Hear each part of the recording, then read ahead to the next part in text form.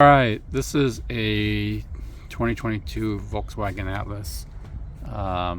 Pretty common to see these lugs or lug styles on every Volkswagen, or a lot of them.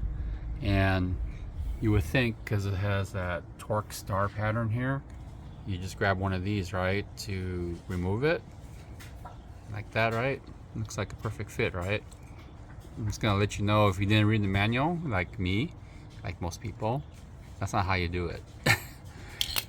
These are actually covers. So you're gonna get kind of like a hook, pull it, and now you have access to the lug bolt. See that? So these are covers. They actually look like lug nuts. So I remember doing this in my 2015 Volkswagen Golf R, and I was like trying to turn them, like, it's not coming off.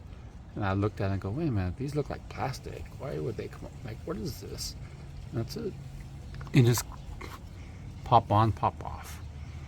Cosmetics. All right, that's it. Quick tip for you. Thanks for watching. Peace out.